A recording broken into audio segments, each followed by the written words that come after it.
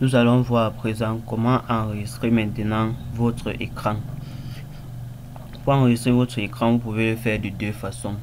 Une fois que vous êtes déjà dans la deuxième interface du logiciel, vous pouvez venir directement sur fichier à ce niveau dans le menu fichier. Là, vous avez enregistré un média et vous avez enregistré l'écran du PC. Ou tout simplement, si vous êtes dans la première interface à ce niveau du logiciel, vous avez également là le bouton enregistrer l'écran directement. Mais là, je vais prendre celui qui est dans la deuxième interface.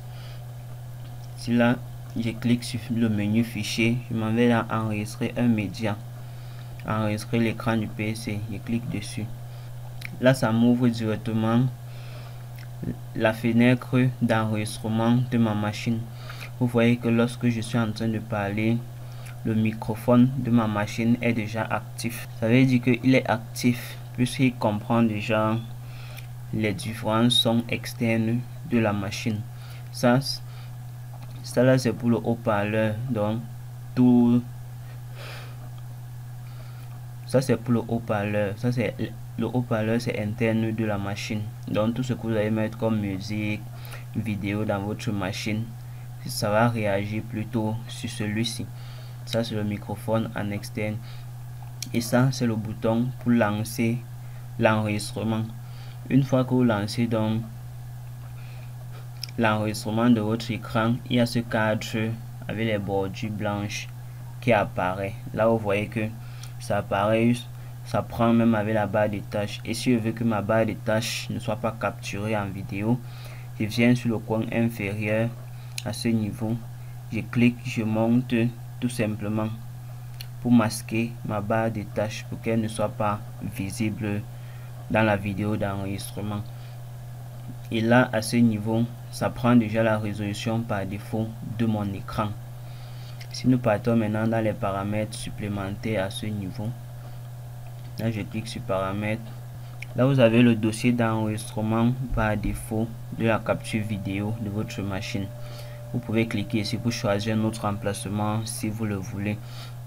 À ce niveau, sur la qualité, vous avez plusieurs qualités, bonne, meilleure et la meilleure. Mais moi par défaut je laisse sur meilleur. Vous pouvez choisir les autres si vous le voulez et voir ce que le rendu que ça peut vous donner. Maintenant sur le compte à rebours, c'est pour dire quoi? Que lorsque vous allez cliquer sur le bouton ici pour commencer l'enregistrement de votre écran, il y aura un compte à rebours de 3 secondes avant de commencer.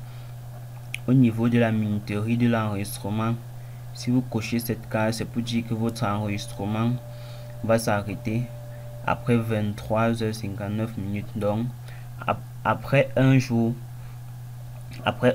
exactement. Donc si vous lancez un enregistrement et qu'à plus d'un jour vous n'avez pas arrêté, là ça s'arrête seul.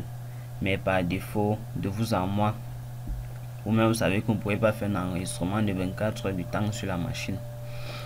Maintenant au niveau de souris, là c'est pour afficher les clics de souris pendant l'enregistrement. Vous pouvez décider que le clic s'affiche de cette façon, de celui-là ou de celui-là. Donc vous pouvez décider de décocher si vous ne voulez pas avoir les clics de souris. Mais là, je vais laisser par défaut. Là, vous pouvez décider de jouer le son du clic de souris ou pas. Là, je ne coche pas. Au niveau maintenant, vous avez là reprendre, vous avez là quelques raccourcis. Donc, vous pouvez, lorsque vous avez lancé l'enregistrement de votre écran, pour mettre pause, vous pouvez directement appuyer F10 et mettre play, vous appuyez encore F10. Là, ça met play directement. Et au niveau du démarrer et arrêter, donc là c'est pour lancer, débuter l'enregistrement automatiquement et arrêter également l'enregistrement. Donc vous pouvez cliquer sur ce bouton pour lancer l'enregistrement, tout comme vous pouvez appuyer sur F9 de votre clavier sur les touches fonction F9. Maintenant au niveau des caméras, lorsque j'ai lancé mon enregistrement, dans la fenêtre de paramétrage de l'enregistrement, vous avez vu qu'il n'y a aucune place où il y a caméra parce que ma machine n'a pas de caméra. Donc si sur votre machine il y a une caméra, c'est que lorsque vous allez lancer l'enregistrement de votre écran, dans cette fenêtre de paramétrage, vous aurez une place où il y aura la caméra. Vous voyez, chez moi à ce niveau on dit aucune caméra détectée parce que ma machine n'a pas de caméra. Donc vous allez lancer chez vous et voir. La caméra, c'est pour vous prendre également en vidéo et mettre peut-être sous un angle ou déplacer n'importe où. Bon, ça dépendra de vous. Vous pouvez positionner où vous voulez. Une fois que les paramètres sont corrects, ce que nous pouvons faire, nous cliquons directement sur le bouton lancer l'enregistrement et le compte à rebours se met en place. On vous dit appuyer sur F9 pour arrêter. Une fois que j'ai lancé dans mon compte à rebours, là je peux décider d'aller dans mon dossier de montage vidéo. Je fais ce que je veux. Je peux décider de venir là, je présente donc et commence à faire mon enregistrement en fait. Je fais ce que je veux. Je peux peut-être décider de venir, je prends le texte, je commence mes explications sur n'importe quoi que je veux. Là, je prends ça et maintenant je peux prendre ça. Donc je suis en train de faire n'importe quoi. Là je peux prendre celui-ci. Je prends ça et même comme transition là, je prends celui-ci, je mets là. Là je peux mettre play. Là je vois les petits aperçus rapidement. À défaut d'utiliser le micro par défaut de l'ordinateur, si vous avez un micro externe, vous connectez à la machine et au niveau des micros, vous pouvez tout simplement le sélectionner pour éviter d'avoir les ronflements de votre machine lorsque vous utilisez le micro internement de la machine. Et donc arrêter mon enregistrement maintenant en appuyant sur la touche F9 de mon clavier. Là, lorsque j'appuie pour arrêter mon enregistrement, vous voyez que ma vidéo apparaît directement dans mes fichiers importés. Donc ça crée ça le met directement dans mon logiciel, tout comme je peux l'utiliser directement. Donc au niveau du microphone, lorsque il est en train de le dire, si vous avez branché un micro externe, vous pouvez tout simplement le sélectionner à ce niveau. Et une fois que votre enregistrement est terminé, vous pouvez tout simplement fermer sur cette croix. Là vous effacez peut-être tous les bricolages que vous avez fait. Là vous prenez maintenant votre vidéo, vous déposez dans votre timeline et vous conservez les paramètres du projet.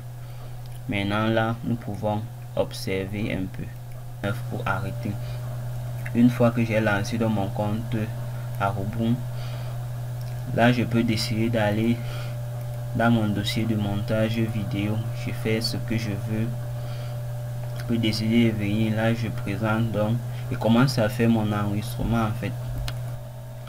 Là je vais d'abord essayer de détacher l'audio, voilà, pour qu'on puisse bien l'apercevoir et faire ce que je veux.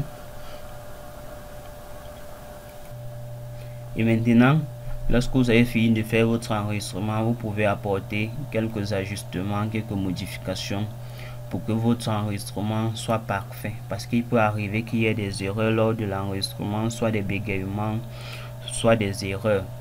Là, lorsque vous avez fini d'enregistrer, dans le montage, vous pouvez tout simplement faire ces ajustements. Je prends l'exemple à ce niveau où ça charge mes fichiers. Pour gagner en temps, pour que ça ne prenne pas assez de temps, je peux essayer de mettre mon curseur à ce niveau. Je sélectionne les deux pistes, je coupe. Et là, je décale mon curseur et défilement jusqu'à où les fichiers sont déjà apparus, mes éléments ont apparu. Là, je coupe également. À partir du milieu, je supprime et je prends celle du bout, je raccole à l'autre. Là, vous voyez que là, ça devient direct. On peut peut-être, lorsque je clique sur ça, ceux qui vont regarder la vidéo vont voir que lorsqu'on clique sur ça, ça apparaît directement.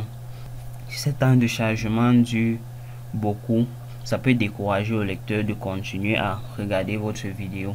Donc c'est de cette façon que vous pouvez essayer d'ajuster votre vidéo lorsque vous avez fini d'enregistrer, ou peut-être lors des places où vous êtes en train de bégayer, vous pouvez tout simplement décider de supprimer ces endroits là. Donc c'est de la même façon que j'ai fait les enregistrements vidéo de cette formation depuis le début. Donc c'est de cette même façon que j'enregistrais mon écran et je faisais des ajustements sur les parties qui étaient un peu plus longues pour que les vidéos que vous regardez ne soient pas très longues et qu'elles soient cohérentes et elles se suivent directement.